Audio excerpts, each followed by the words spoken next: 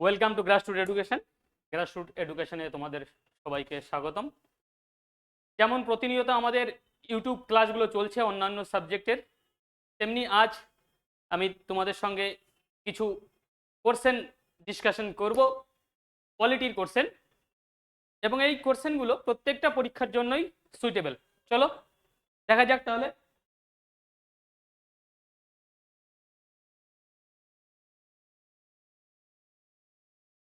First question, which of the following article is related to freedom to manage religious affairs?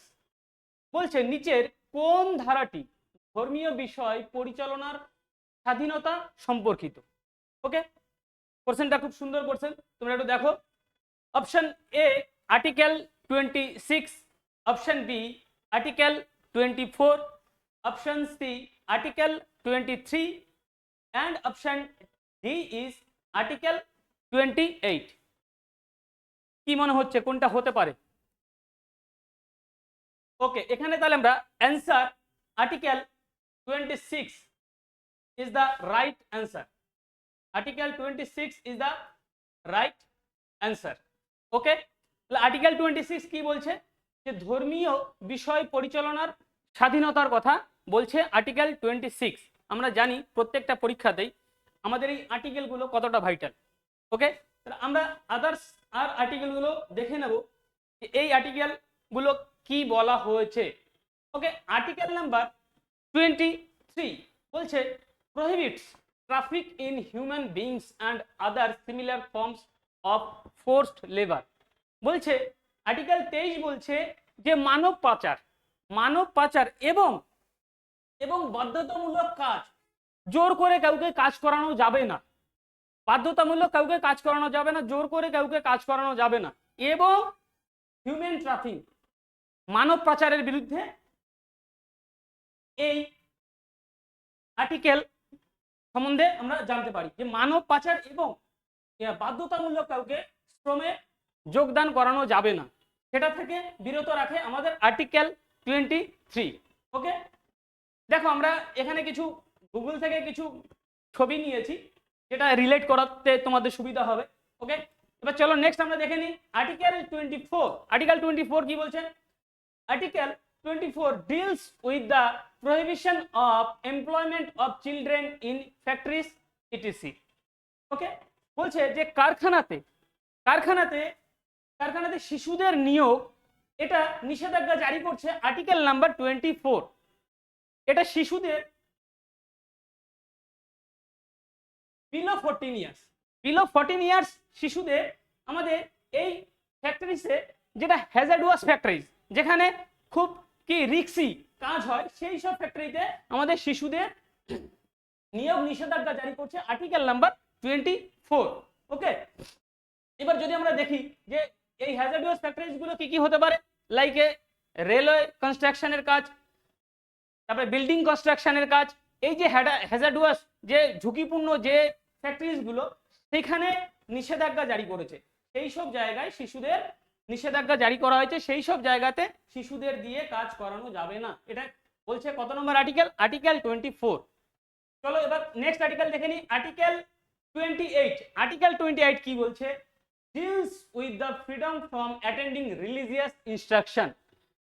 বলছে deals with the freedom from attending religious instruction. বলছে যে ধর্মীয় নির্দেশে যোগদানের স্বাধীনতা নিয়ে কাজ করে এই আর্টিকেল। বলা হচ্ছে যে আমাদের যে এডুকেশনাল ইনস্টিটিউশনগুলো আছে, সেইখানে ধর্মীয় যে শিক্ষাদান করা হবে, সেই স্বাধীনতা, সেটার উপর স্বাধীনতা দান করা হয়েছে যে হ্যাঁ আমি সেটাতে অ্যাটেন্ড করব কি করব না সেটা আমার উপর ডিপেন্ড করছে। ওকে, সেই স্বাধীনতা দেওয়া হয়েছে আর্টিকেল নাম্বার 28। আশা করি সবাই বুঝতে পেরেছো।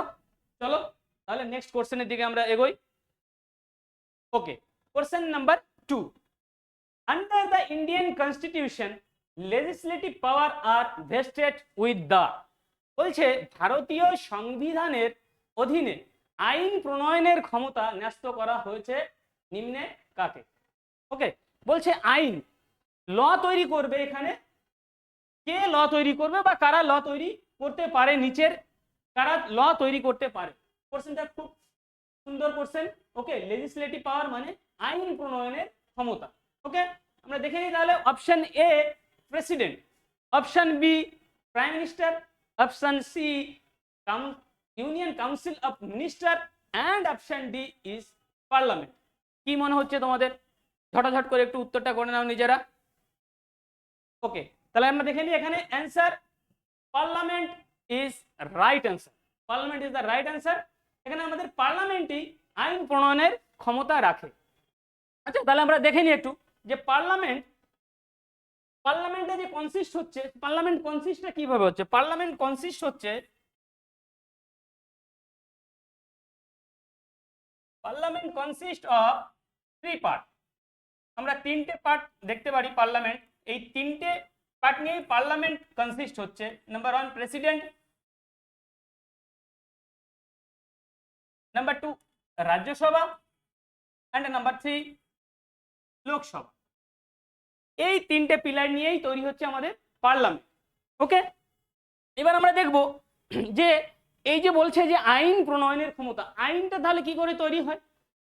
আমাদের এই লোকসভা এবং রাজ্যসভা এবং প্রেসিডেন্ট নিয়েই তৈরি হচ্ছে কি আমাদের পার্লামেন্ট। পার্লামেন্ট তৈরি হচ্ছে। এবার দেখা গেল কোনো একটা বিল লোকসভায় আদারওয়াইজ রাজ্যসভায় প্রথম উপস্থাপন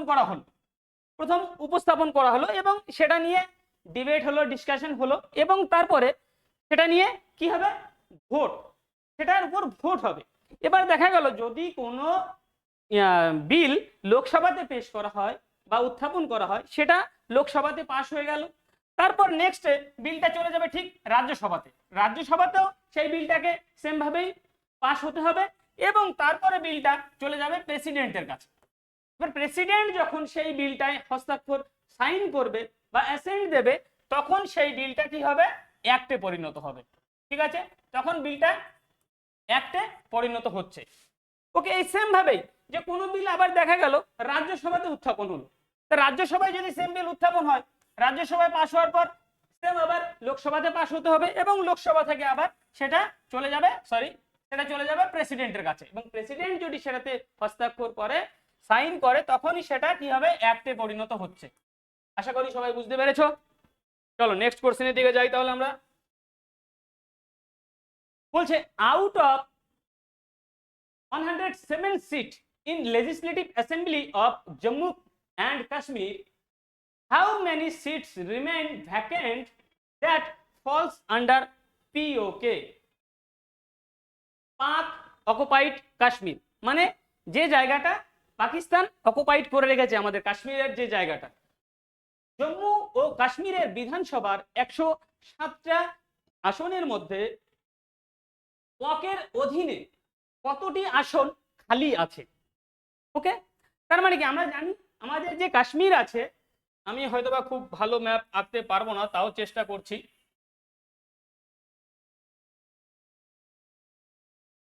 ওকে, আমাদের এই জম্মু কাশ্মীর, এই যে পোর্শনটা, এটা পাক অকুপাইড কাশ্মীর। কিন্তু আমাদের ইন্ডিয়ান ম্যাপ কিন্তু আমরা এটাই বলি, এটাই আমাদের ইন্ডিয়ান ম্যাপ। ওকে, এবার যেহেতু এটা এখনো পাকিস্তানের আন্ডারে আছে, কিন্তু তবুও আমরা কি বলেছি যে কিছু সিট বা আসন তার জন্য আমরা ধরে নিয়েছি। ওকে, ভ্যাকান্ট এখনো ধরে নিয়েছি, সেটাই বলছে এই কোশ্চেনটাতে, যে তাহলে কতগুলো সিট আমরা এই পকের জন্য নির্ধারণ করে রেখেছি। Option 15, option B 20, option C 24, option D 32। একটু তাড়াতাড়ি করে তোমরা অ্যান্সার করে নাও। আচ্ছা, তাহলে দেখে নি, চলো answer C is the right answer. 24টা আসন আমরা পকের জন্য নির্ধারণ করে রেখেছি। ওকে, এবার দেখো এই যে জম্মু অ্যান্ড কাশ্মীর, এই জম্মু কাশ্মীরকে ভেঙে দুটো ইউটিস তৈরি হয়েছে। জম্মু অ্যান্ড কাশ্মীরকে ভেঙে দুটো ইউটিস তৈরি হয়েছে, একটা জম্মু অ্যান্ড কাশ্মীর এবং একটা লাদাখ। সেটা কিভাবে এসেছে? Jammu Kashmir reorganisation act, J&K reorganisation act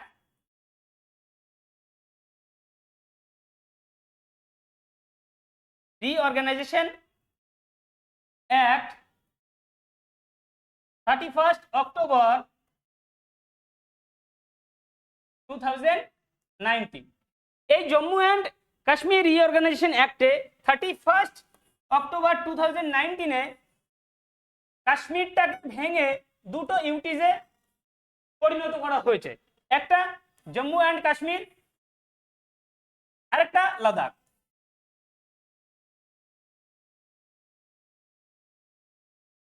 ওকে, ক্লিয়ার? আশা করি সবাই বুঝতে পেরেছো। চলো নেক্সট কোশ্চেনের দিকে এগোই তাহলে আমরা। Question number 4, what does the 10th schedule of constitution of India contain? বলছে ভারতের সংবিধানের 10ম তপশিলে কি আছে। আমরা জানি আমাদের শিডিউল টোটাল কটা আছে, এখন আছে 12 শিডিউল, ছিল কটা 8টা। আচ্ছা চলো তাহলে আমরা অপশনগুলো দেখে নিই কি বলছে। অপশন এ তে বলছে ল্যাঙ্গুয়েজ, ভাষা। অপশন বি তে বলছে provision relating to disqualification on ground of defection, মানে দল ত্যাগ বিরোধী আইনের কথা বলা হয়েছে। অপশন সি তে বলা হয়েছে the 3 list union, state and concurrent লিস্টের কথা বলা হয়েছে। অ্যান্ড অপশন ডি তে বলা হয়েছে allocation of seat in the council of state, council of state বা রাজ্যসভা। রাজ্যসভারই আরেকটা নাম কাউন্সিল অফ স্টেট। তোমরা তাড়াতাড়ি করে অ্যান্সারটা করে নাও, কি মনে হচ্ছে কি হতে পারে? Option B is the right answer. এখানে অপশন বি রাইট অ্যান্সার। তাহলে আমি কি বললাম যে অ্যান্টি ডিফেকশন ল, 10th শিডিউলে অ্যান্টি ডিফেকশন ল ছিল। আমি প্রথমেই বললাম যে আমাদের যখন কনস্টিটিউশন তৈরি হয় তখন আমাদের কটা ছিল শিডিউল, শিডিউল ছিল তখন 8টা শিডিউল ছিল, ঠিক আছে। এখন তাহলে কটা হয়েছে, এখন হয়েছে +4 করে 12 শিডিউল। এখন আমরা জানি আমাদের 12টা শিডিউল আছে। তাহলে এই 10th শিডিউলটা তো আমাদের পরে অ্যাড হয়েছে কনস্টিটিউশন অ্যামেন্ডমেন্টের অ্যাক্টের দ্বারা। তাহলে এটা কততম অ্যামেন্ডমেন্টের দ্বারা অ্যাড হয়েছে? 52 কনস্টিটিউশন অ্যামেন্ডমেন্ট অ্যাক্ট 1985 এ এই 10 নম্বর আমাদের 10 নম্বর শিডিউলটা অ্যাড হয়েছে। ওকে, তাহলে আমরা দেখে নিই আর কি কি আছে শিডিউলগুলো। ল্যাঙ্গুয়েজ, ল্যাঙ্গুয়েজ আমাদের কত নম্বর শিডিউলে আছে? আমরা জানি ল্যাঙ্গুয়েজটা 8 শিডিউলে আছে। ল্যাঙ্গুয়েজ আছে আমাদের 8 শিডিউলে। আচ্ছা তাহলে ল্যাঙ্গুয়েজ যে আছে আমাদের, তাহলে আমাদের কতগুলো ল্যাঙ্গুয়েজ আছে? আচ্ছা ছিল আগে ল্যাঙ্গুয়েজ 14টা ল্যাঙ্গুয়েজ ছিল, কিন্তু এখন অ্যামেন্ড হয়ে 22 ল্যাঙ্গুয়েজ আমাদের হয়ে গেছে। ছিল 14টা, আছে 22টা। অনেক সময় কোশ্চেন হতে পারে এইভাবে। চলো নেক্সট তাহলে দেখে নি। বলছে 3 list union, state and concurrent list. এই যে union list, state list and concurrent list, এটা কত নাম্বার শিডিউলে আছে? আমরা সবাই জানি এটা 7 শিডিউলে আছে। 7 শিডিউলেই আছে আমাদের লিস্টগুলো। আচ্ছা লিস্টে তাহলে কি বলছে যে এই ইউনিয়ন লিস্ট, এই ইউনিয়ন লিস্টের মধ্যে যে ম্যাটারগুলো আছে সেগুলোকে কে হ্যান্ডেল করবে? ইউনিয়ন হ্যান্ডেল করবে। স্টেট লিস্টের মধ্যে যে ম্যাটারগুলো আছে সেটাকে কে হ্যান্ডেল করবে? স্টেট হ্যান্ডেল করবে। এবং কনকারেন্ট লিস্ট বা যুগ্ম তালিকা সেটাকে দুজন এবং রাজ্য এবং কেন্দ্র তারা মিলে একসঙ্গে সেটার উপর কাজ করবে। তাহলে আমি যদি উদাহরণস্বরূপ বলি যে ইউনিয়ন লিস্টের মধ্যে কি আছে আমাদের, আমাদের ইউনিয়ন লিস্টের মধ্যে পড়ছে ব্যাংকিং, রেলওয়ে, আর্মি, ওকে, এটিসি। স্টেটের মধ্যে আমরা কি বলতে পারি? স্টেটের মধ্যে পুলিশ পড়ছে, পুলিশ, লোকাল অ্যাডমিনিস্ট্রেটিভ পড়ছে, পঞ্চায়েত, মিউনিসিপ্যালিটি। আর কনকারেন্ট লিস্ট যদি আমরা বলি তাহলে বলতে পারি ম্যারেজ, ফরেস্ট, এডুকেশন, এগুলো সবই পড়ছে আমাদের কনকারেন্ট লিস্টের মধ্যে। ওকে চলো তাহলে নেক্সট দেখে নিই। Allocation of seat in the council of state or Rajya Sabha. তাহলে রাজ্যসভার সিট অ্যালোকেশন কত নম্বর শিডিউলে আছে? আমরা জানি সবাই 4th শিডিউলে আছে। ওকে, 4th শিডিউলে আছে সিট অ্যালোকেশন অফ রাজ্যসভা। আশা করি সবাই বুঝতে পেরেছো। চলো নেক্সট কোশ্চেনের দিকে এগোবো আমরা। বলছে Panchayati Raj act came into existence pursuant to constitutional amendment act. বলছে কোন সাংবিধানিক সংশোধনী আইন অনুসারে পঞ্চায়েতি রাজ আইন অস্তিত্ব লাভ করে। তাহলে বলে ফেলো চটজলদি, বলছে কততম অ্যামেন্ডমেন্টের দ্বারা আমাদের কি এই পঞ্চায়েতি রাজটা আমাদের কততম অ্যামেন্ডমেন্টের দ্বারা এসেছে? Option A 71, option 2 72, option 3 73, option D 74। কি মনে হচ্ছে? Option C is the right answer. Option C is the right answer. 73rd constitution অ্যামেন্ডমেন্টের অ্যাক্টের দ্বারায় কনস্টিটিউশন অ্যামেন্ডমেন্ট অ্যাক্টে 1992 তে আমাদের পঞ্চায়েতি রাজ অ্যাড হয় আমাদের কনস্টিটিউশনে। ওকে, ঠিক তারপরে 74th কনস্টিটিউশন অ্যামেন্ডমেন্ট অ্যাক্ট যদি আমরা দেখি, CAA constitution amendment act 1992 municipality act,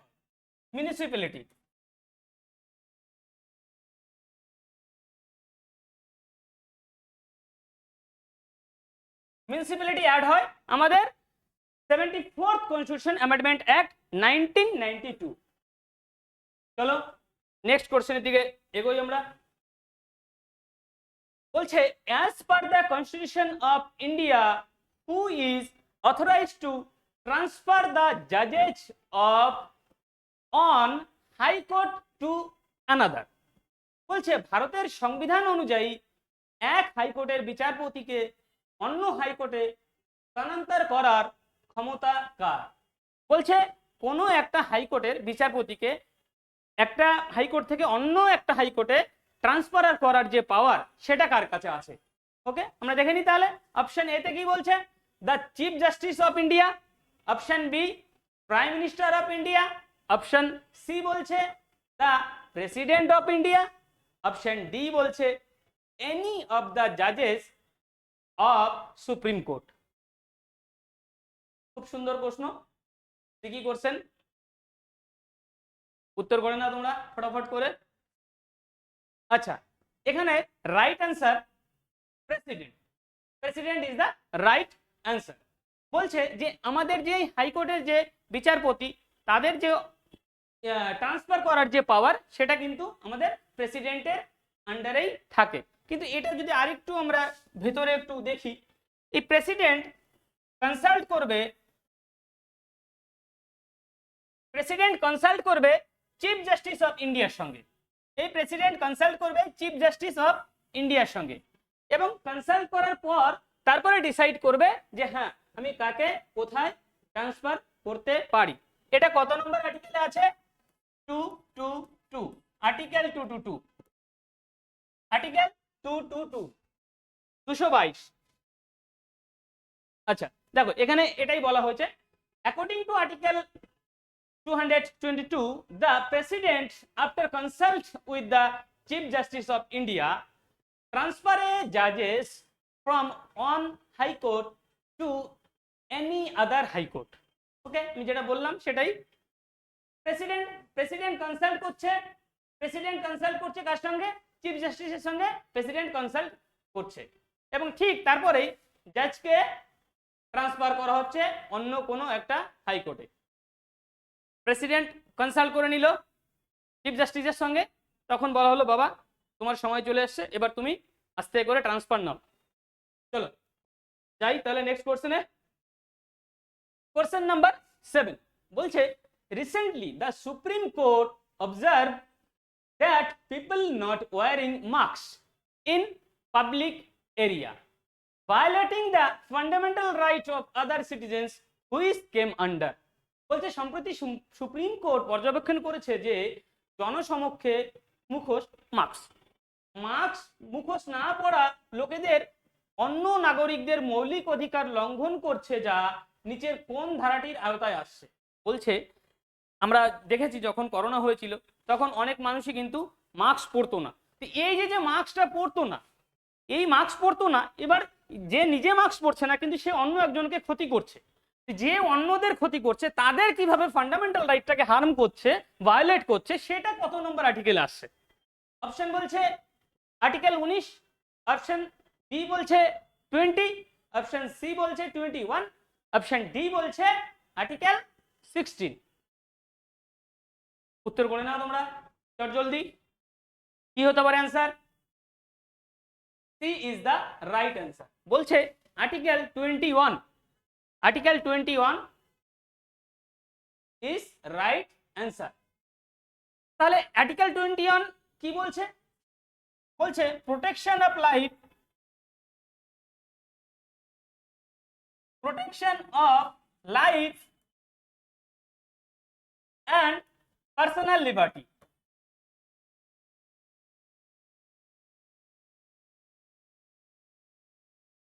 এই 21 নম্বর আর্টিকেলটা বলছে protection of life and personal লিবার্টির কথা বলা হচ্ছে। ওকে, জীবন এবং ব্যক্তিগত স্বাধীনতার কথা বলা হচ্ছে। আমার জীবন এবং আমার ব্যক্তিগত স্বাধীনতার কথাই বলছে আর্টিকেল নাম্বার 21। ওকে, ঠিক এই article number 21 right to health, এই রাইট টু হেলথটা ইনক্লুড করা হয়েছে। ওকে, রাইট টু হেলথ মানে আমার স্বাস্থ্যের অধিকার। এই রাইট টু হেলথটা ইনক্লুড হয় মেনকা গান্ধী কেস, মেনকা গান্ধী কেস 1978। এই মেনকা গান্ধী কেস 1978 আমাদের রাইট টু হেলথ এই কনসেপ্টটাকে ইনক্লুড করা হয় আর্টিকেল নাম্বার 21। ওকে, তাহলে এই যে রাইট টু হেলথ মানে আমার স্বাস্থ্যের অধিকার, আমার স্বাস্থ্যের অধিকার আছে। দেখা গেল কোনো এক ব্যক্তি তার করোনা হয়েছে বা যে কোনো একটা হার্মফুল কোনো একটা তার ডিজিজ হয়েছে, এবার সে মাস্ক পরছে না, মানে তার কাছ থেকে আমাকে সংক্রমণ হতে পারে বা আমার হতে পারে। তো এইটা আমার কি? এইটা আমার রাইট টু হেলথ। ওকে, স্বাস্থ্যের অধিকার, যেটা আমার কিসে আর্টিকেল নাম্বার 21 এর মধ্যে ইনক্লুড আছে। তাহলে কি হচ্ছে? সেটা আমার ফান্ডামেন্টাল রাইটকে হার্ম করছে। তাহলে অ্যান্সার বুঝতে পেরেছি সবাই আমরা, আর্টিকেল নাম্বার 21। ওকে, তাহলে চলো আমরা নেক্সট আর্টিকেলগুলো আস্তে আস্তে করে দেখে নেব কি বলছে। আর্টিকেল নাম্বার 19, আর্টিকেল নাম্বার 19 কি বলছে? Protection of 6 right. বলছে 6 রাইটের প্রোটেকশনের কথা বলা হয়েছে। Number 1 freedom of speech and expression. বলছে আমাদের বাক স্বাধীনতা এবং আমাদের মত প্রকাশের স্বাধীনতার কথা বলা হয়েছে।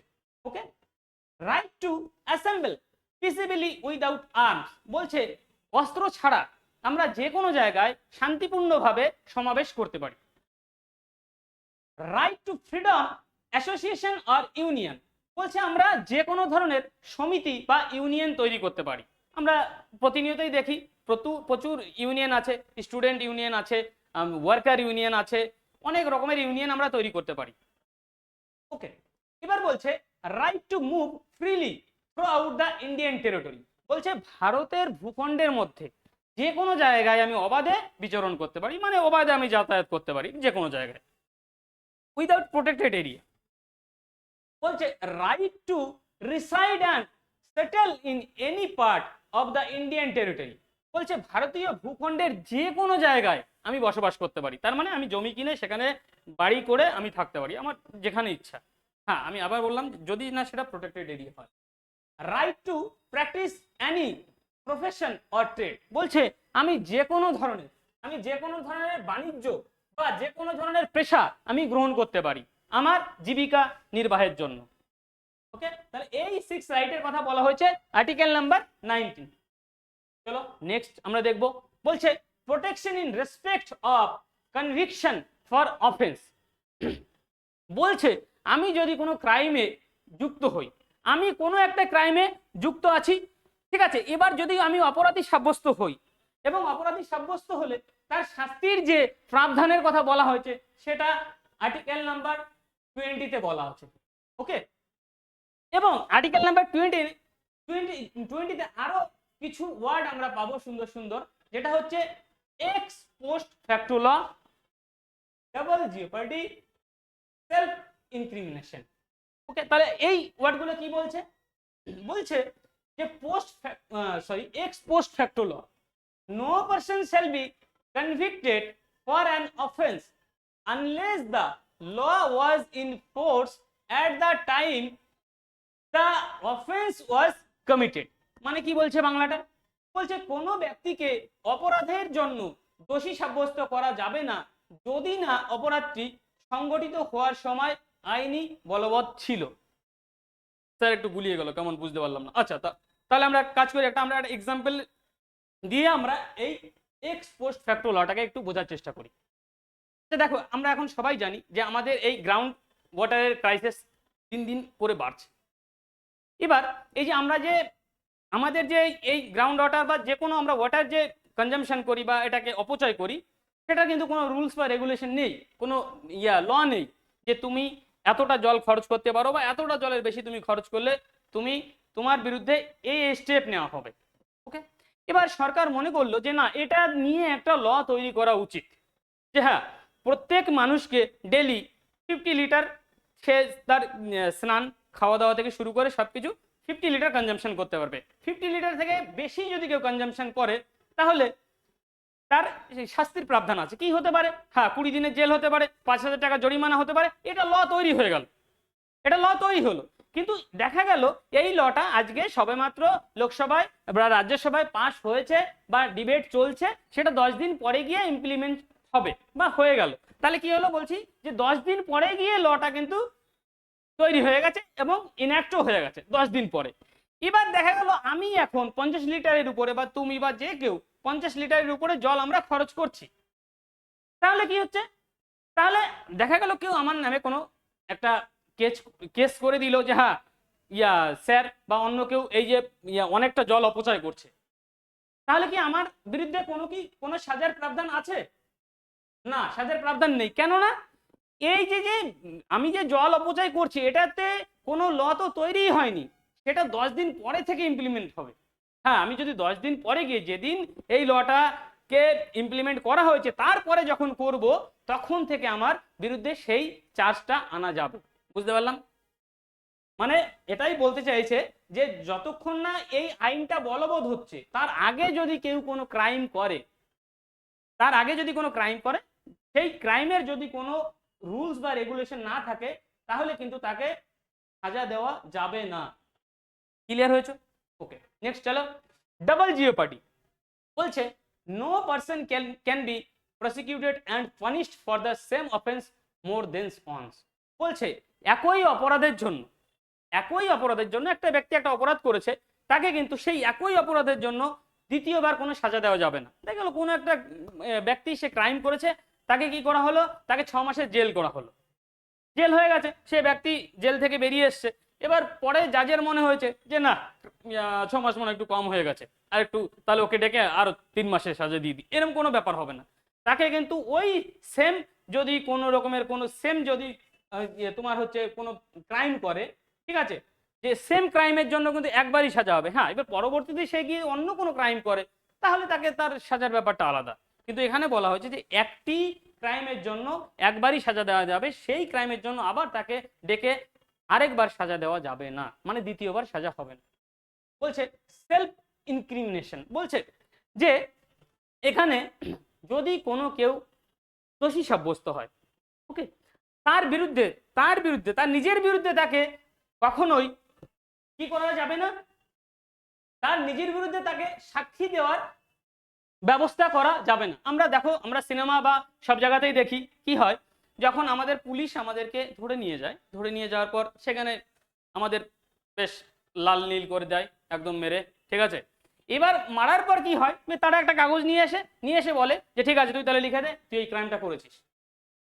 এবার কি হয়, তাকে যখন কোর্টে পেশ করা হয়, কোর্টে পেশ করা হলে কিন্তু জাজ তাকে জিজ্ঞাসা করবে যে তুমি যে এই যে সেলফ ইনক্রিমিনেশন দিয়েছো, তুমি যে তোমার নিজের বিরুদ্ধে যে সাক্ষী দিয়েছো, এটা কি তুমি ঠিক না তোমাকে পুলিশ পানিশ করেছে তার জন্য দিয়েছো? তুমি যদি তখন বলো যে না স্যার আমাকে পুলিশ মেরেছে, আমি তার ভয়ের জন্য আমি এখানে লিখে দিয়েছি, তাহলে কিন্তু কোর্ট কিন্তু সেই তোমার হচ্ছে সাক্ষী কিন্তু মানবে না। ওকে, সেই সাক্ষীটা জাজ মানবে না, যে না ওকে জোর করে ফোর্স করে দেওয়া হয়েছে, তার মানে নিজের বিরুদ্ধে নিজেকে কখনোই সাক্ষী দেওয়া যাবে না, সেটাই বলছে সেলফ ইনক্রিমিনেশন। চলো তাহলে নেক্সট কোশ্চেনের দিকে যাই আমরা। আচ্ছা, বলছে আর্টিকেল নাম্বার 16 কি বলছে?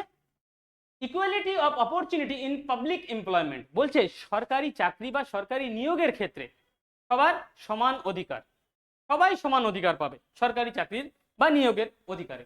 আচ্ছা দেখে নি তাহলে আর্টিকেল 16 + 1 বলছে guarantees to all citizen equality of opportunity in matters relating to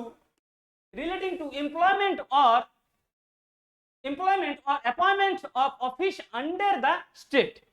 ওকে, কি বলছে তাহলে? বলছে যে রাজ্যের অধীনে কর্মস্থান বা নিয়োগের সংক্রান্ত বিষয়ে সকল নাগরিকদের সুযোগের সমান অধিকার দেওয়া হবে, যেটা বললাম সেটাই। এবার কি বলছে? আর্টিকেল 16 + 2 বলছে prohibits discrimination against a citizen on the grounds of religion, race, caste, sex, place of birth or residence। বলছে ধর্ম, জাতি, বর্ণ, লিঙ্গ, বংশ, জন্মস্থান বা বাসস্থানের ভিত্তিতে কোনো নাগরিকে বৈষম্য করা যাবে না। কিসে বৈষম্য করা যাবে না? সরকারি চাকরির ক্ষেত্রে। এই যে 5টা ফ্যাক্টর, ধর্ম, জাতি, বর্ণ, লিঙ্গ, বংশ এবং জন্মস্থান বা বাসস্থান, এই ভিত্তিতে, এর ভিত্তিতে সরকারি চাকরিতে কিন্তু আমরা কি বৈষম্য সৃষ্টি করতে পারি না। চলো, আশা করি সবাই বুঝতে পেরেছো। নেক্সট কোশ্চেনের দিকে এগোই।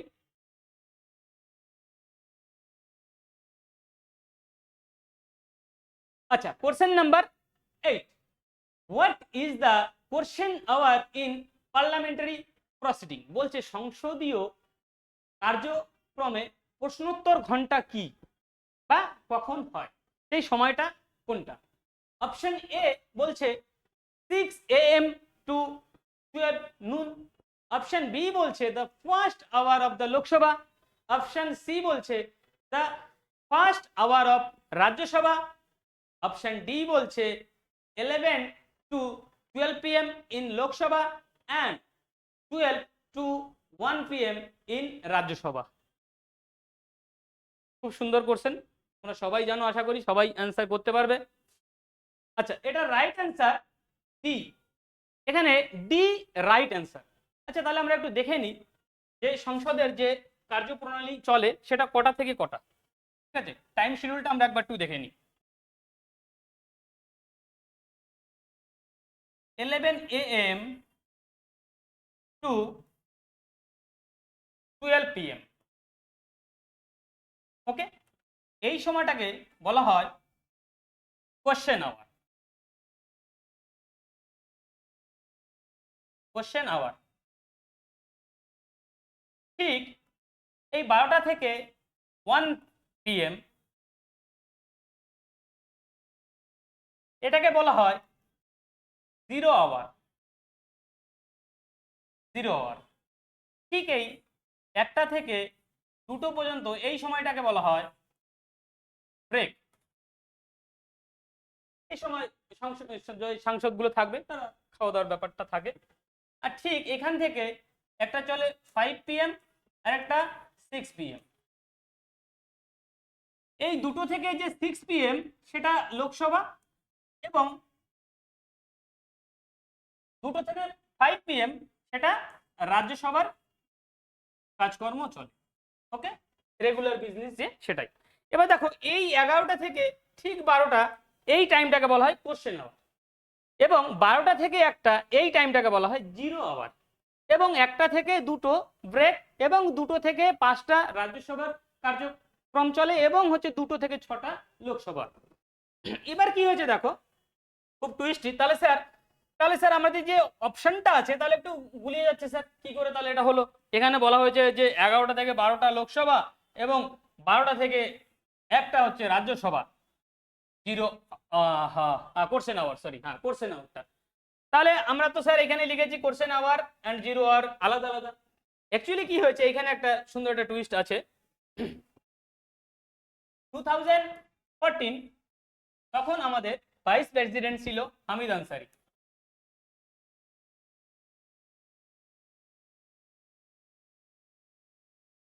হামিদ আনসারি, এই হামিদ আনসারি তখন আমাদের ভাইস প্রেসিডেন্ট ছিল। আমরা জানি এক্স অফিসিও চেয়ারম্যান, যে ভাইস প্রেসিডেন্ট হবে সেই x officio chairman of Rajya Sabha, মানে রাজ্যসভার প্রিসাইডিং অফিসার।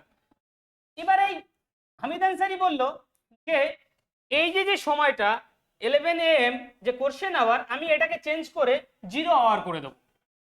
তার মানে রাজ্যসভাতে 11 to 12 PM এই যে কোশ্চেন আওয়ার ছিল, এটাকে চেঞ্জ করে ওই ভদ্রলোক করে দিল 0 আওয়ার। ওকে, এবং 12টা থেকে 1টা এই সময়টাকে করে দিলেন, কি করে দিলেন, ঠিক তার উল্টোটা কোশ্চেন আওয়ার। কোশ্চেন আওয়ার এই কারণের জন্য এই কোশ্চেনটা একটু টুইস্ট, যে 11টা থেকে 12টা লোকসভা এবং 12টা থেকে 1টা রাজ্যসভা। টুইস্টের কারণটা আমি বলে দিলাম, 2014 কে করেছিল, হামিদ আনসারি। আশা করি সবাই বুঝতে পেরেছো। আচ্ছা, এটাই বলা হয়েছে 11 to 12 PM question hour, 12 to 1 PM 0 hour, 1 to 2 PM break, এবং 2টো থেকে 5টা রাজ্যসভা এবং 2টো থেকে 6টা লোকসভা। এবার চেঞ্জটা কি হয়েছে আমি সেটা আগেই বলে দিয়েছি, আর বলবো না। চলো নেক্সট কোশ্চেনের দিকে এগোই। বলছে article states about separation of judiciary from the executive. বলছে কোন ধারায় নির্বাহী বিভাগ থেকে বিচার বিভাগকে পৃথকীকরণের সম্পর্কে বলা হয়েছে। বলছে জুডিশিয়ারিকে এক্সিকিউটিভ থেকে সেপারেশন করেছে নিচের কোন article. Option A article 46, option B article 48, option C article 50, option D article 51। খুব কাছাকাছি সব আর্টিকেল। চলো দেখা যাক তাহলে অ্যান্সারটা কি হতে পারে, সি। এখানে C is the right answer. বলছে যে জুডিশিয়ারি থেকে এক্সিকিউটিভটাকে আলাদা করা হবে, সেটা কত নম্বর আর্টিকেলে বলা হয়েছে, আর্টিকেল 50-তে বলা হয়েছে। চলো নেক্সট আমরা আর সব আর্টিকেলগুলো একটু দেখে নিই। তাহলে কি বলছে, বলছে আর্টিকেল 46। আর্টিকেল 46 কি বলছে, যে promotion of educational and economic interest of schedule caste, schedule tribe and other weaker section. বলছে আর্টিকেল 46 এ বলছে তপশিলি জাতি, উপজাতি এবং অন্যান্য যে দুর্বল শ্রেণীর মানুষ আছে তাদেরকে আপলিফমেন্টের ব্যবস্থা করবে সবসময় কে, রাষ্ট্র। রাষ্ট্র তাদেরকে সবসময় আপলিফমেন্ট করার চেষ্টা করবে। ওকে, এবার কি বলছে আর্টিকেল নাম্বার 48 কি বলছে, to prohibit the slaughter of cow, calves and other mitchell and draught cattle and improve their breeds।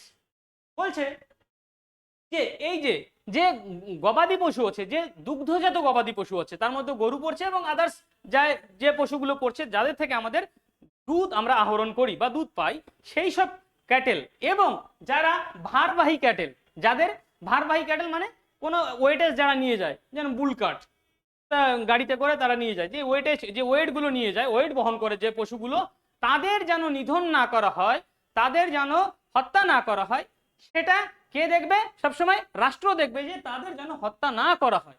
এবং কি দেখা হবে, যে তাদের ব্রিডস গুলো, তাদের প্রজাতিগুলোকে যে বিজ্ঞানসম্মতভাবে কিভাবে তাদেরকে আরো উন্নত করা যায়, সেদিকে প্রচেষ্ট থাকবে কে, রাষ্ট্র। চলো আর্টিকেল নাম্বার 51 বলছে promotion of international peace and security. Okay, বলছে কি বলছে, আন্তর্জাতিক শান্তি ও নিরাপত্তার সুরক্ষা করবে। কত নম্বর আর্টিকেলে বলছে, আর্টিকেল 51। আন্তর্জাতিক শান্তি ও সুরক্ষা, আমরা জানি যে রাশিয়া এবং ইউক্রেনে যে যুদ্ধ চলছে, আমাদের সেইখানে ভারতের কিন্তু প্রতিনিধিত্বটা বিরাটভাবে, যে এই যুদ্ধটা যে কোনো রকম পরিস্থিতিতে থেমে যাক, সেই চেষ্টাই করছে ভারত। তার মানে কি, এই দেখো সেটাই বলছি, যে আন্তর্জাতিক শান্তি এবং নিরাপত্তার প্রচার কিন্তু ভারত করছে। সেটা কত নম্বর আর্টিকেলে আছে, আর্টিকেল 51। আশা করি সবাই বুঝতে পেরেছো। চলো নেক্সট কোশ্চেনের দিকে এগোই আমরা। বলছে which committee or commission had recommended the fundamental duties. বলছে নিচের কোন কমিটি, আচ্ছা কোন কমিটি বা কমিশন মৌলিক কর্তব্যের সুপারিশ করেছিল, যে না আমাদের কনস্টিটিউশনে মৌলিক কর্তব্যের প্রয়োজন আছে। নিচের নিম্নের কোন কমিটি সেটা সুপারিশ করেছিল, পুঞ্জি কমিশন, রাজা মান্নার কমিটি, সরকারিয়া কমিশন, শরণ সিং কমিটি। কি মনে হচ্ছে কোনটা হতে পারে answer?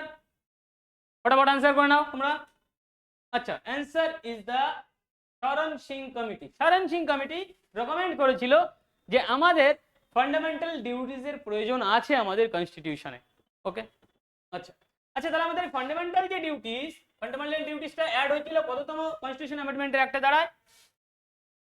42nd constitution amendment act 1976। ওকে, এটার দ্বারাই অ্যাড হয়েছিল। আর্টিকেল যদি আমরা দেখি 51A, article 51A, article part 4A, part 4A, part 4A। ওকে, আর যে কমিশন বা কমিটিগুলো আছে এইগুলো সবই কিন্তু সেন্ট্রাল স্টেট রিলেশনের উপর। আর যতগুলো কমিশন আছে আর তিনটে, সবকটাই সেন্ট্রাল অ্যান্ড স্টেট রিলেশনের উপর। আমরা আলাদা করে এই কমিশন অ্যান্ড কমিটির সুন্দর করে পড়বো এবং ডিটেলসে জানবো। আচ্ছা, কোশ্চেন নাম্বার 11 বলছে article of the Indian constitution relates to admission or establishment of new state which are not part of the union of India. বলছে ভারতীয় সংবিধানের অনুচ্ছেদ 2 নতুন রাজ্যগুলির ভর্তি বা প্রতিষ্ঠার সাথে সম্পর্কিত যেগুলি ভারতের ইউনিয়নের অংশ নয়। তার মানে কি বলছে? আর্টিকেল নাম্বার 2 বলছে যে যে আমাদের ভারতে যে নতুন রাজ্যগুলো তৈরি হবে, ঠিক আছে, যে নতুন রাজ্যগুলো তৈরি হবে সেটা কিন্তু ভারতের কি অন্তর্ভুক্ত না। তার মানে কি? তার মানে বলা হচ্ছে যে বাইরে থেকে কোনো একটা অংশ যদি আমরা অ্যাকুয়ার করি বা স্বাধীন করি বা সেটাকে অ্যাকুয়ার করে নিলাম, তারপর আমাদের ইন্ডিয়ার মধ্যে ইনক্লুড করলাম, সেটা একটা নতুন একটা স্টেট হচ্ছে। সেটা সেই কথাটাই বলা হচ্ছে আর্টিকেল নাম্বার 2। তাহলে এই স্টেটমেন্টটা কি ঠিক আছে? আচ্ছা, নাম্বার বি বলছে article 3 of the Indian Constitution provides for the formation of or change in the existing state including union territories। বলছে ভারতীয় সংবিধানের অনুচ্ছেদ 3-এ কেন্দ্রশাসিত অঞ্চল সহ বিদ্যমান রাজ্যগুলির গঠন বা পরিবর্তনের বিধান করা হয়েছে। বলছে এখানে কি বলছে যে আমাদের ইন্ডিয়ার মধ্যে যে রাজ্যগুলো আছে বা যে ইউনিয়ন টেরিটরিজ গুলো আছে সেগুলোকে ভেঙে একটা নতুন রাজ্য তৈরি করা যেতে পারে বা তাদের নাম চেঞ্জ করা যেতে পারে। এই যে প্রভিশনটা এটা আর্টিকেল নাম্বার 3-তে আছে। তাহলে এই স্টেটমেন্টটা কি ঠিক? আচ্ছা, চলে যাব আমরা সিতে। কি বলেছে? A bill under article 3, article 3 কথা বলা হয়েছে এখানে। A bill under article 3 of the Indian constitution shall be introduced only in the Lok Sabha. বলছে যে আমরা একটু আগেই দেখলাম যে আর্টিকেল নাম্বার 3-তে কি বলা হয়েছে। আর্টিকেল নাম্বার 3 বলছে যে ইন্ডিয়ার মধ্যে যে রাজ্য বা ইউনিয়ন টেরিটরিগুলো আছে সেগুলোকে ভেঙে নতুন একটা রাজ্য তৈরি করা যেতে পারে বা তাদের নাম চেঞ্জ করা যেতে পারে, যে এই সমস্ত সব ব্যাপারে আর্টিকেল 3 বলছে। এবার বলছে আর্টিকেল 3-তে যদি কোনো চেঞ্জেস আনা হয় তাহলে কি সেই যে বিলটা কি শুধুমাত্র আমরা লোকসভাতেই পেশ করব? Only in the Lok Sabha. তাহলে এই স্টেটমেন্টটা কি ঠিক মনে হচ্ছে? অ্যান্সার কি হতে পারে? ফটাফট অ্যান্সার করে নাও তোমরা। অ্যান্সার কি হতে পারে? Answer B is the right answer. দেখো বলছে আর্টিকেল 2 যেটা বলছে সেটাও ঠিক এবং আর্টিকেল 3 যেটা বলছে সেটাও ঠিক, কিন্তু বলছে আর্টিকেল 3-তে যদি কোনো চেঞ্জেস আনতে হয় তাহলে অনলি লোকসভাতে ইন্ট্রোডিউস করা যাবে না। এটা সম্পূর্ণ ভুল। এটা আমরা লোকসভা আদারওয়াইজ রাজ্যসভা দুটো কক্ষতেই আমরা ইন্ট্রোডিউস করতে পারি। ওকে, ক্লিয়ার হয়ে গেছে? এবার দেখো এই যে কোশ্চেনটা আর্টিকেল 2 and 3 আমাদের একটু গুলিয়ে যেতে পারে পরীক্ষার সময় যে হ্যাঁ এটা কি আর্টিকেল 2 না ওটা আর্টিকেল 3 না এটা আর্টিকেল 3 না এটা আর্টিকেল 2। দেখো আমরা যদি এই তিনটে স্টেটমেন্টের মধ্যে যদি আমরা এটাতেও কনফার্ম হই, এই সিটা যদি কনফার্ম হই যে না এই দেখো যে লোকসভাতেই শুধু ইন্ট্রোডিউস হয়, তার মানে আমি এটা কনফার্ম হয়ে গেলাম যে না এটা ভুল, একদম ভুল স্টেটমেন্ট। তাহলে দেখো আমরা একটু যদি চালাকি করে অ্যান্সার গুলো করার চেষ্টা করি তাহলে হয়তো আমরা করতে পারি। কিভাবে? দেখো দেখো অল অফ দ্য অ্যাবভ, তার মানে এখানে সি আছে, অল অফ দ্য অ্যাবভের মধ্যে এটা হচ্ছে না, কেটে চলে গেল। বলছে বি আর সি মানে সি আছে, সি কেটে চলে গেল। তাহলে অনলি সি হতেই পারে না, অনলি সি। তাহলে সি যদি আমি সি গুলোকেও বাদ দিয়ে দিই, যদি আমার কনফিউশন থাকে কখনো, তাহলে কিন্তু আমি অ্যান্সারটা করতে পারি। ওকে, দেখো আদারওয়াইজ তো আর কোনো অপশন নেই, তাহলে অ্যান্সার এটাই হতে পারে। ক্লিয়ার? চলো নেক্সট। বলছে joint sitting of the Indian parliament is preside over by. বলছে ভারতীয় সংসদের যৌথ অধিবেশনের সভাপতিত্ব কে করেন? এটা খুব ইজি কোশ্চেন, কিন্তু আমরা পরীক্ষার হলে গুলিয়ে ফেলি। Option A president, option B prime minister, option C chairman of Rajya Sabha, option D speaker of Rajya Sabha, sorry speaker of Lok Sabha. Rajya Sabha বলে দিয়েছি, সরি। কি হতে পারে? চট জলদি অ্যান্সার করে নাও। আচ্ছা, answer C is the right answer. এখানে স্পিকার বলছে যে আমাদের যে যৌথ অধিবেশন হবে রাজ্যসভা এবং লোকসভা, রাজ্যসভা এবং লোকসভার যখন যৌথ অধিবেশন হবে সেই অধিবেশনের প্রেসাইড কে করবে, সভাপতিত্ব কে করবে? বলছে স্পিকার অফ লোকসভা। এখানে কিন্তু চেয়ারম্যান অফ রাজ্যসভা অ্যান্সার হবে না। তার মানে দেখো এখানে কিন্তু এই চেয়ারম্যান অফ রাজ্যসভা থেকে স্পিকার অফ লোকসভা কিন্তু স্পেশাল প্রিভিলেজ, একটা স্পেশাল পাওয়ার এটা বলতে পারো, যে এই স্পেশাল পাওয়ারটা কে পাচ্ছে? Speaker of Lok Sabha. আচ্ছা, ঠিক তেমনি ভাবে যদি এই আমি বলি যে জয়েন্ট সেশনটা কে সামান করে, সামান বা কল ডাকে, কে ডাকবে যে হ্যাঁ একটা জয়েন্ট সেশন হবে, তখন অ্যান্সারটা কি হতে পারে? প্রেসিডেন্ট। তাহলে সামান কে করবে বা কল কে করবে? প্রেসিডেন্ট কল করবে, বা সামান, সামানিং মানে ডাকা, প্রেসিডেন্ট ডাকবে। চলো নেক্সট কোশ্চেন। বলছে হু among the following is allowed to take part in parliamentary proceeding in spite of not being a member of the parliament। বলছে সংসদ সদস্য না হওয়া সত্ত্বেও নিম্নোক্তদের মধ্যে কাকে সংসদীয় কার্যক্রমে অংশ নেওয়ার অনুমতি দেওয়া হয়? বুঝতে পারলাম কোশ্চেনটা? বলছে যে রাজ্যসভা এবং লোকসভা সেই দুই কক্ষের সদস্য না হওয়া সত্ত্বেও কোন ব্যক্তি, নিম্নের কোন ব্যক্তি সেই রাজ্যসভা বা লোকসভাতে যে কোনো কক্ষে সে কি এন্টার করতে পারে, সে বসতে পারে, সে তার স্পিক মানে কথা বলতে পারে উইদাউট ভোটিং। সে ভোট করতে পারবে না শুধু, কিন্তু সেই প্রসেসে সে সেই প্রসিডিং এ সে অংশগ্রহণ করতে পারে। নিম্নোক্ত কে? আচ্ছা, option attorney general of India, B chief justice of India, C controller and auditor general of India, C chief election commissioner. কোনটা হতে পারে? কি মনে হচ্ছে? আমি জানি তোমরা সবাই উত্তর জানো, ফটাফট করে নাও।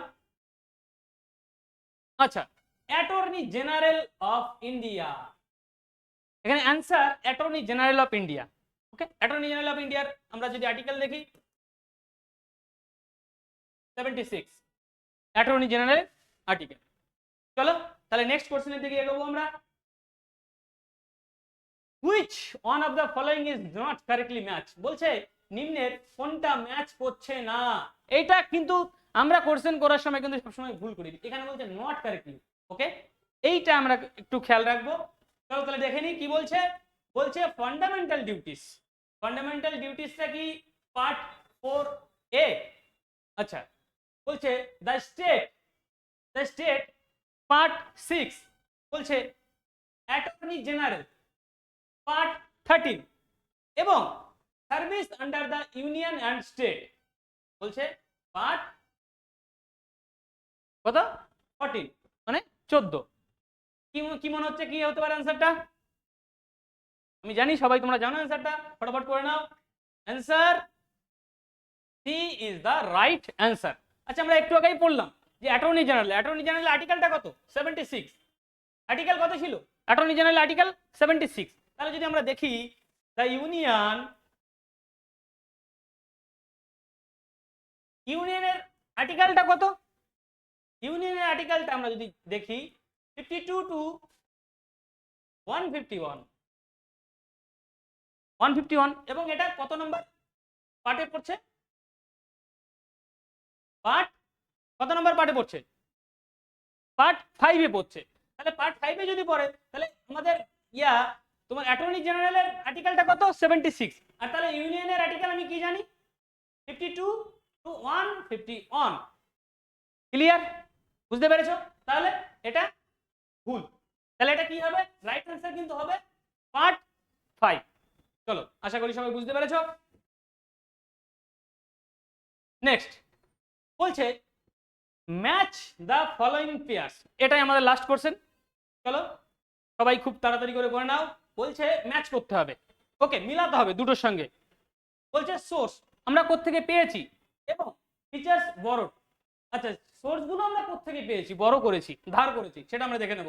বলছি ইউএস থেকে কি নিয়েছি, অস্ট্রেলিয়া থেকে কি নিয়েছি, ব্রিটিশ কনস্টিটিউশন থেকে কি নিয়েছি এবং গভর্নমেন্ট অফ ইন্ডিয়া অ্যাক্ট থেকে কি নিয়েছি। এখানে option number 1 A impeachment of the president, প্রেসিডেন্টের অপসারণের কথা বলা হয়েছে, এমার্জেন্সি প্রভিশনের কথা বলা হয়েছে, joint sitting of the two houses এর কথা বলা হয়েছে এবং প্রেরোগেটিভ রিটস এর কথা বলা হয়েছে। ফটাফট অ্যান্সার করে নাও তোমরা, আমি জানি সবাই অ্যান্সার করতে পারবে। চলো তাও একবার দেখে নিই। বলছে ইউএস থেকে আমরা কি নিয়েছি, আমরা জানি সবাই ইমপিচমেন্ট অফ দ্য প্রেসিডেন্টের কনসেপ্টটা আমরা কোথা থেকে নিয়েছি, ইউএস থেকে নিয়েছি। তাহলে অস্ট্রেলিয়া থেকে আমরা কি নিয়েছি, অস্ট্রেলিয়া থেকে স্যার আমরা জয়েন্ট সিটিং যে প্রভিশন সেটা আমরা নিয়েছি অস্ট্রেলিয়া থেকে। চলে যাব আমরা নেক্সট ব্রিটিশ থেকে কি নিয়েছি, রিটস, প্রেরোগেটিভস রিটস এর কনসেপ্টটা আমরা নিয়েছি ব্রিটিশ থেকে। এবং গভর্নমেন্ট অফ ইন্ডিয়া অ্যাক্ট 1935 থেকে কি নিয়েছি আমরা, এমার্জেন্সি প্রভিশন, এই এমার্জেন্সি প্রভিশনটা নিয়েছি। এবার তাহলে আমরা দেখে নেব ম্যাচ করছি। আচ্ছা ইউএসএ যদি করি, আচ্ছা তাহলে 1, তার মানে ইউএসএ 1, এটা ঠিক আছে। অস্ট্রেলিয়া জয়েন্ট সেশন মানে 3, B3, okay. British prerogative Ritz 6, C4 and D2, ওকে। তাহলে অ্যান্সার সি এখানে রাইট অ্যান্সার। আচ্ছা দেখো এখানে যদি আমরা এই যে 4টে অপশন আছে, 4টে অপশন যদি আমরা হয়তো বা পরীক্ষার হলে ভুলে গেছি, তবু আমরা কিন্তু চেষ্টা করে আমরা অ্যান্সারটা করতে পারি। কিভাবে দেখো, দেখো আমি যদি বলি প্রথমে ইউএসএ, তাহলে ইউএসএ থেকে আমরা কি নিয়েছি, আমরা সবাই জানি এটা কমন, খুব common, impeachment of the president নিয়েছি, ওকে। তাহলে আমি অপশনে দেখে নিলাম যে এর সঙ্গে কি 1 এ কিন্তু এই দেখো এটা আর শুধু এটা, এই দুটোই অপশন পাচ্ছে, ওকে। তাহলে আমি এই দুটো অপশনকে রাখছি, এই দুটো কেটে গেল, অপশন এই দুটো কেটে গেছে। এবার নেক্সটে চলে যাব অস্ট্রেলিয়া থেকে কি নিয়েছি, এটা আমরা সবাই জানি, অস্ট্রেলিয়া থেকে জয়েন্ট সেশনের যে ব্যাপারটা সেটা আমরা নিয়েছি অস্ট্রেলিয়া থেকে, ওকে। তাহলে আমরা দেখবো দেখো B3, দেখো এইখানে কিন্তু আর কোনো অপশন পাচ্ছে না, তার মানে আমি এই দুটোই যদি জেনে নিই বা জানি তাহলে কিন্তু আমি অ্যান্সারটা করতে পারছি। তাহলে অ্যান্সার কি হচ্ছে, অপশন সি। আমি জানি তোমরা সবাই অ্যান্সার করেছো, আশা করি সবার ভালো লেগেছে। যদি ভালো লাগে লাইক অ্যান্ড শেয়ার করবে, আর এইভাবেই চলতে থাকবে আমাদের সেশনগুলো, তোমরা সাথে থেকো, ওকে। চলো বেস্ট অফ লাক, সবাই ভালো থাকো, সুখে থাকো।